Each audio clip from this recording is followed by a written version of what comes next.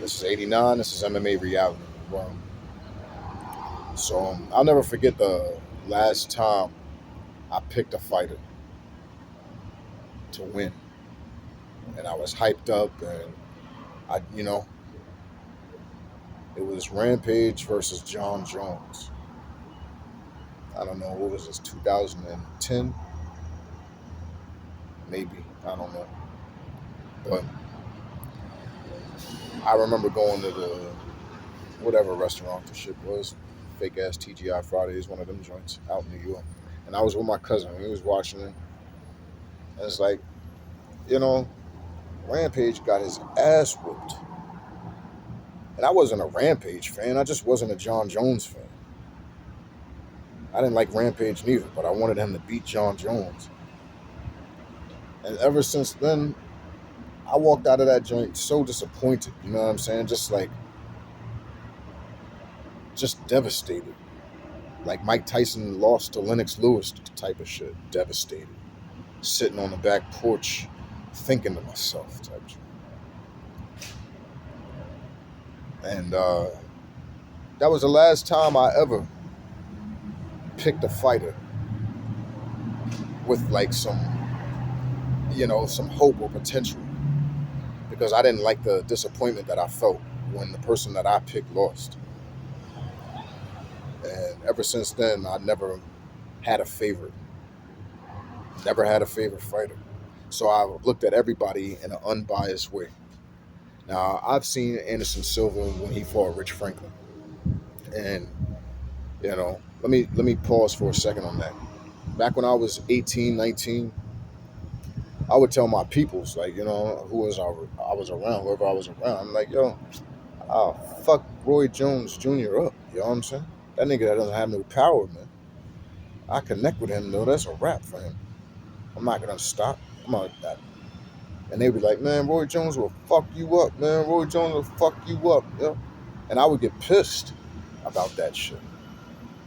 And then Tarver tapped his jaw, and I was like, I don't think I hung out with them at that point, but it was like, see, I always knew that motherfucker just needed the right dance partner.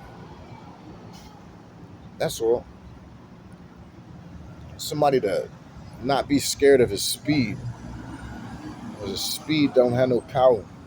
I see it coming, it's cool. I take those little speed punches. I put my defense up. I unleash a couple of the right hooks to your little fucking jaw.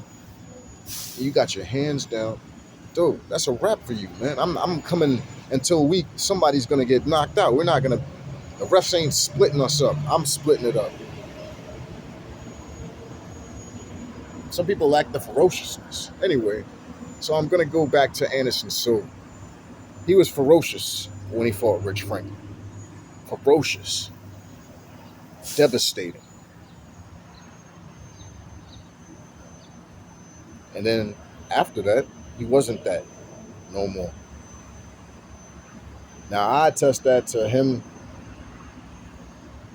doing something during that time.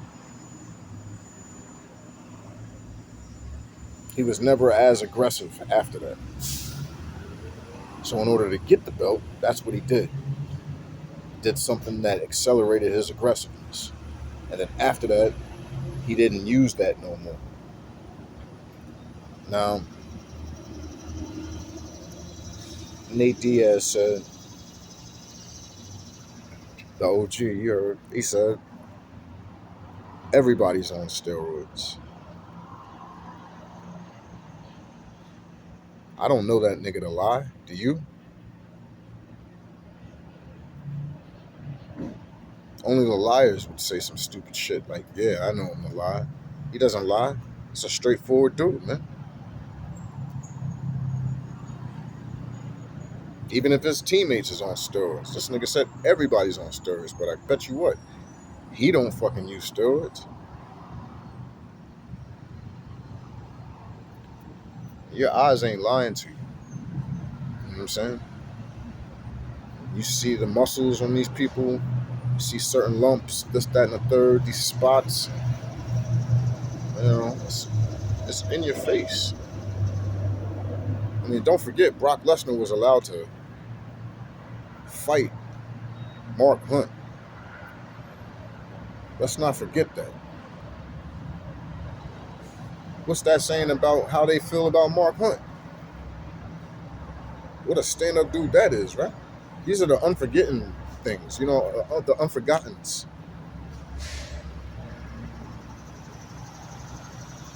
Anyway, so what I see from Adesanya, Anderson Silva is someone that used to use things to accelerate their skills, and now they are no longer able to use the things that accelerated their skills. Period. It's like I said, your eyes ain't lying to you. This is 89 MMA reality. I'm out of here.